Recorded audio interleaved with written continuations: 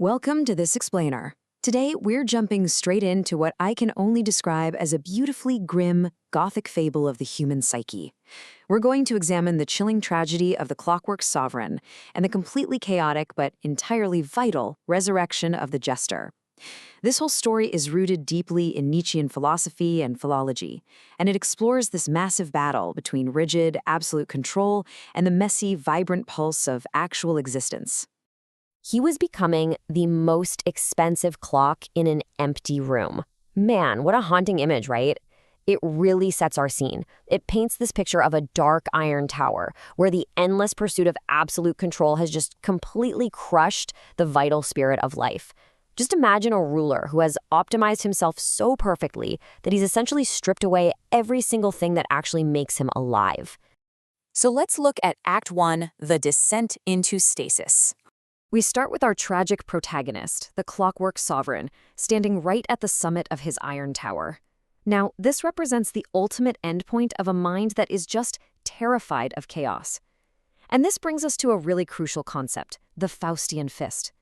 See, the sovereign traded his living, beating heart for cold gears of perfect data.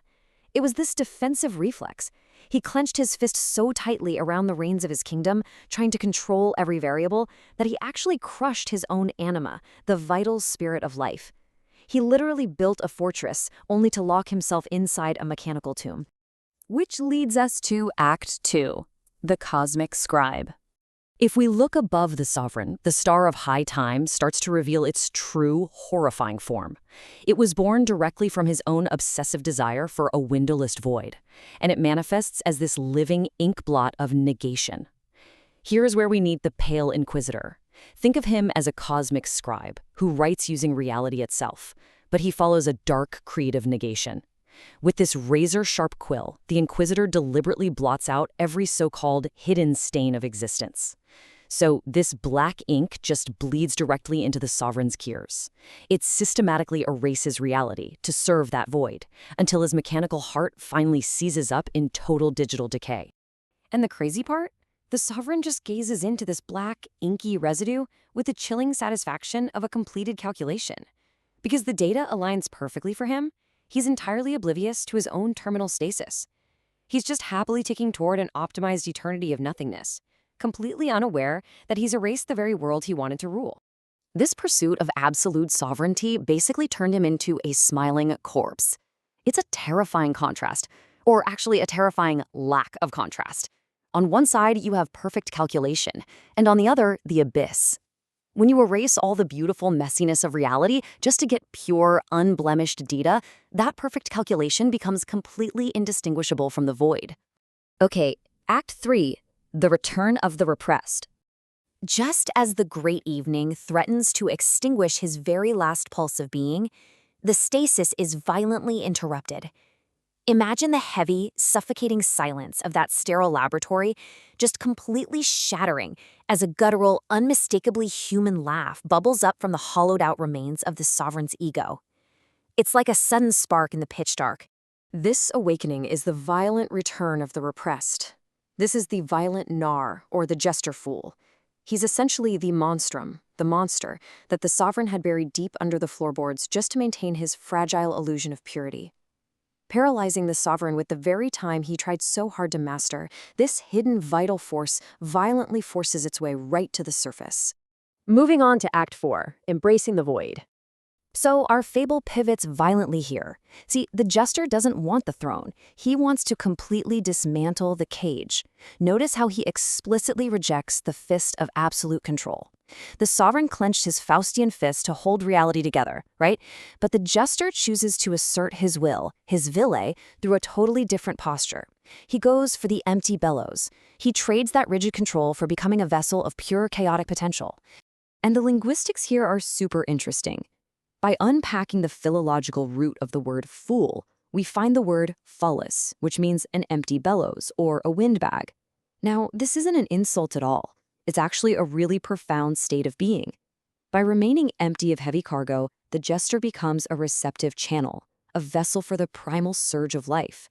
He isn't trying to control the wind, he just lets it breathe right through him.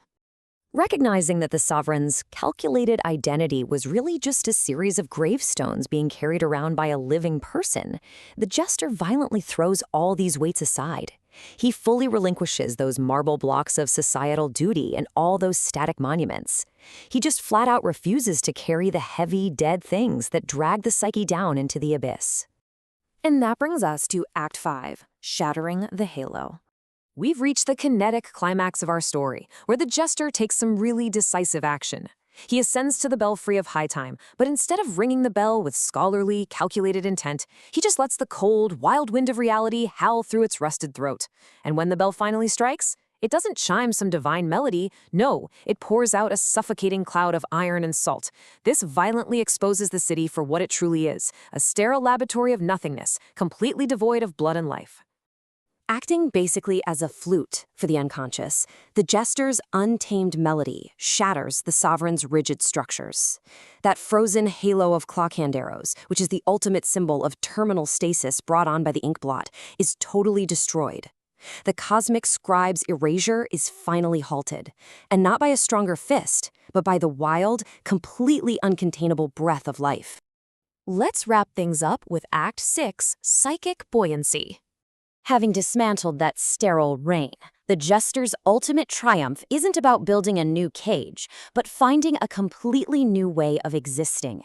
He trades the heavy, rotting metropolis of perfect calculation, that terrifying digital decay, for a vibrant, living acceptance of hunger and shadow. The jester reclaims the vital spirit by actually embracing the very imperfections that the sovereign tried so hard to erase. And because he threw away those heavy monuments of duty and control, his unburdened emptiness provides him with incredible psychic flexibility. The jester remains buoyant on the waves of change. He is literally floating out of the abyss on the messy, unpredictable pulse of being. And in doing so, he restores the anima back to the hollowed ego. So, as we conclude this grim, fascinating explainer, I want you to take a second and look into your own psyche. We all have a bit of the sovereign and a bit of the jester inside us, right? Ask yourself, where might you be clenching a Faustian fist in your daily life? Are you exhausting yourself trying to build a static monument of perfect control? Or are you allowing yourself the empty space you need to float on the messy, vibrant pulse of being? Let the wind of reality howl through your own halls today and just see what comes back to life. Thanks so much for joining me on this journey.